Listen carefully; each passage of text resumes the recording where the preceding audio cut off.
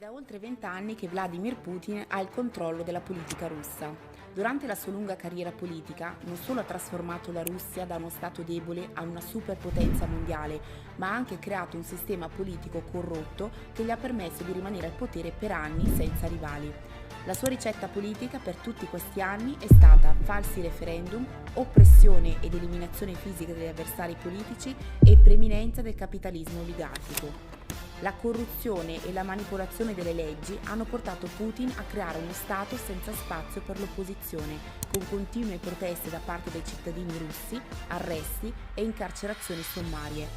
Vladimir Putin si è fatto molti nemici durante la sua lunga carriera politica e non c'è da stupirsi se molti hanno anche provato ad assassinarlo. Dall'inizio della sua carriera politica, i servizi di intelligence russi avrebbero sventato oltre 10 tentativi per far saltare in aria Putin. Il primo tentativo noto risale al 24 febbraio del 2000, durante il funerale di Anatoly Sobchak, mentore politico di Putin e di Medvedev, a San Pietroburgo. Durante il funerale Putin fu preso di mira. L'addetto stampa del servizio della Guardia Federale Sergei Devistov sostenne che non era uno psicopatico ad aver tentato la vita di Putin, ma una vera e propria organizzazione. Nello stesso anno Putin si salvò ad un altro tentato omicidio evitato dalle forze di sicurezza. Il tentativo fu fatto durante un vertice delle ex nazioni sovietiche a Yalta il 18 e 19 agosto del 2000.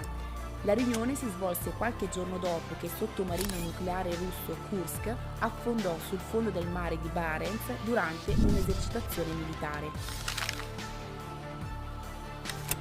I servizi di sicurezza arrestarono 4 ceceni e diverse persone provenienti dai paesi del Medio Oriente. Oltre a Putin, al vertice di Yalta parteciparono i presidenti di Armenia, Azerbaijan, Bielorussia, Georgia, Moldavia, Kazakistan, Tagikistan e Ucraina, ma i funzionari della sicurezza russa affermarono che il leader preso di mira era proprio Putin. Il tentato omicidio di Putin si aggiunse a molti altri disastri accaduti al leader russo durante quel mese di agosto. Oltre alla tragedia di Kursk ci fu un grosso incendio che bruciò la gigantesca torre della televisione di Mosca e in cui 3 persone persero la vita.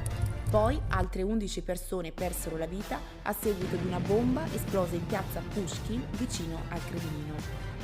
Nel 2002 Putin era di nuovo in pericolo. 3 mesi prima che Putin visitasse Bucha, la capitale e la città più grande dell'Azerbaijan, alla sicurezza azera vennero date informazioni sul piano di assassinare Putin durante la sua visita. A pianificare l'attacco fu un cittadino iracheno legato all'Afghanistan e ai ribelli ceceni. L'uomo stava organizzando la consegna di esplosivi, ma fu arrestato per tempo insieme alla persona a cui stava inviando l'esplosivo e condannato ai 10 anni di carcere. Un mese dopo, un'altra minaccia. Un uomo riuscì ad entrare nel Cremlino, ma fu fermato dagli uomini della sicurezza. L'uomo disse alla sicurezza di chiamarsi Ivan Zaitsev e di essere lui il presidente della Russia e ordinò agli uomini della sicurezza di portarlo da Putin.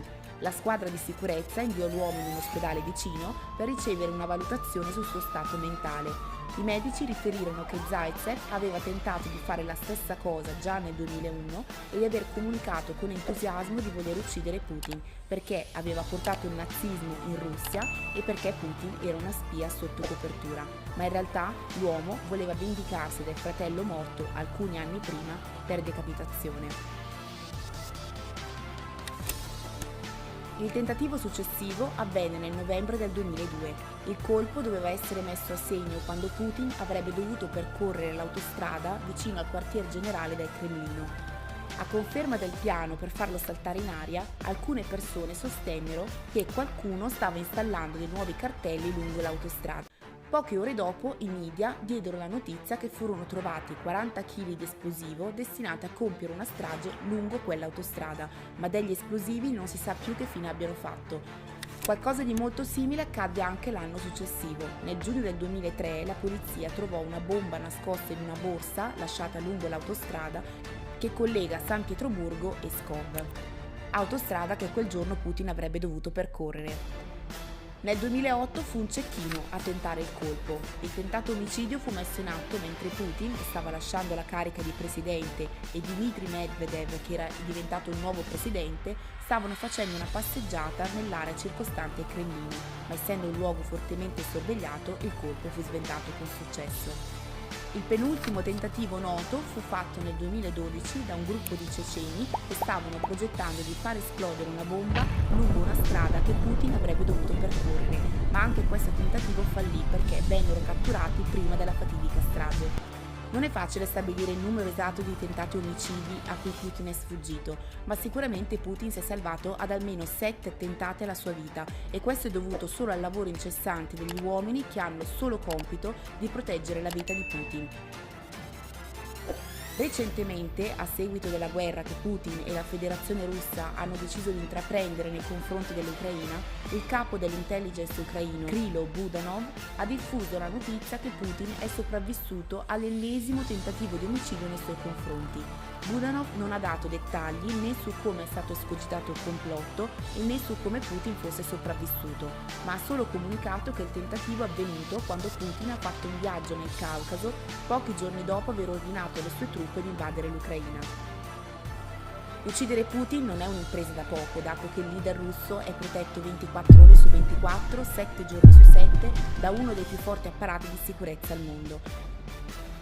In un'intervista del 2017 con il regista Oliver Stone, Putin ha parlato dei molteplici attentati alla sua vita, ammesso di essere arrivato al punto di chiedere un consiglio a Fidel Castro qualche anno prima. Il presidente cubano Fidel Castro è sopravvissuto infatti a oltre 600 tentativi di omicidio, un record mai superato da nessun altro al mondo. Se volete saperne di più su come Fidel Castro ha fatto ad arrivare all'età di 90 anni, illeso e senza un graffio, ne abbiamo parlato in questo video. Putin ha ammesso di aver chiesto a Fidel Castro i dettagli e le strategie messe in atto dalla sua sicurezza, e Castro gli rispose: «Sai perché sono ancora vivo? Perché sono sempre stato io ad occuparmi personalmente della mia sicurezza».